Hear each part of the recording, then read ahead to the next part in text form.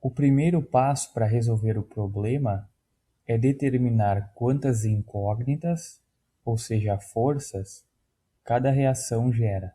Isso é feito analisando a tabela 5.1.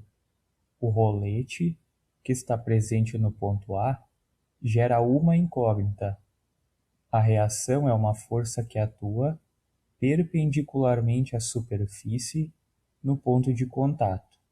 No exemplo, a superfície é horizontal, portanto a componente perpendicular é vertical, sendo arbitrado para cima, uma vez que todas as forças apontam para baixo.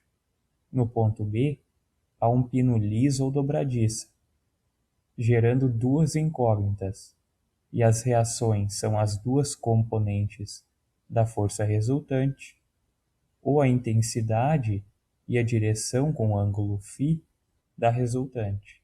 As componentes estão no eixo horizontal e vertical, então os sentidos serão adotados para cima, usando a mesma justificativa da outra reação, e para a esquerda, pois há uma única componente x que está para a direita, que é a da força de 600 newtons.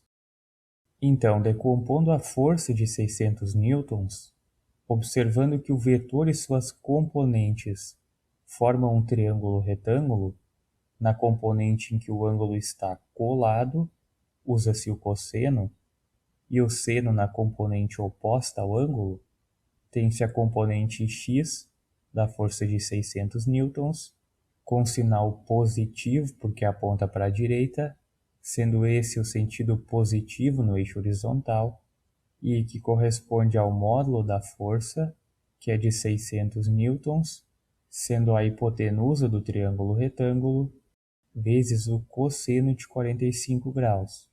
Cosseno, porque a componente x está colada no ângulo. O resultado é de aproximadamente 424,264 newtons. E na componente y, usa-se o seno do ângulo, porque a componente é oposta a ele, e há o sinal negativo, porque a componente aponta para baixo, sendo o sentido positivo para cima.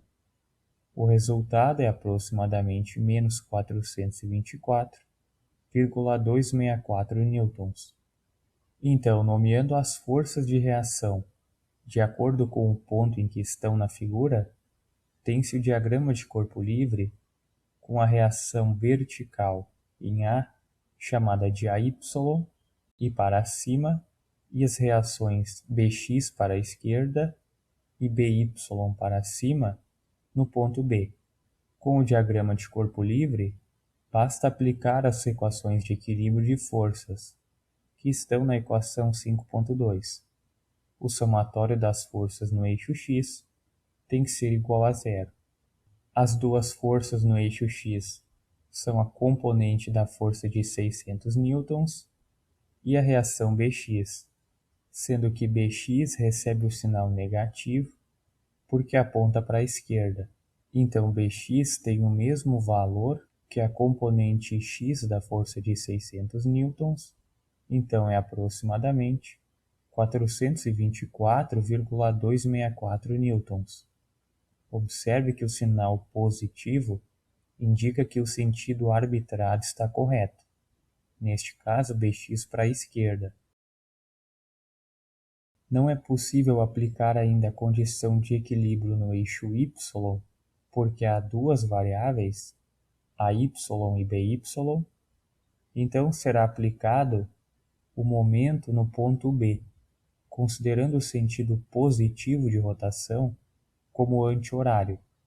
Usando a análise escalar, a força AY gera uma tendência de movimento no sentido horário, portanto recebe sinal negativo, ocorrendo o mesmo com a componente x da força de 600 newtons.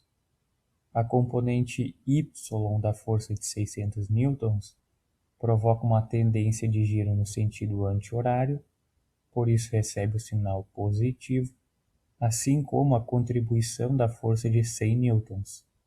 A força em A é vertical, Portanto, usa-se a distância horizontal, que é de 7 metros, a componente x da força de 600 newtons é horizontal, portanto, usa-se a distância vertical de 0,2 metro.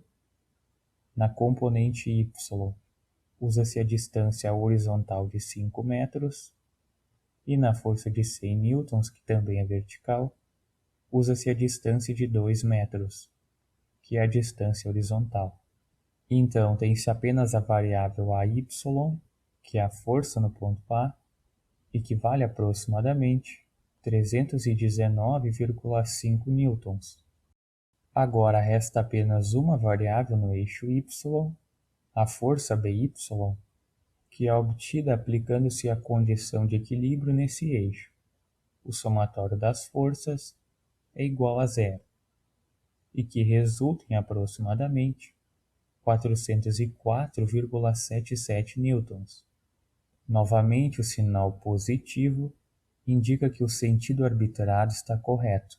Por exemplo, se o sinal fosse negativo, então BY estaria apontando para baixo.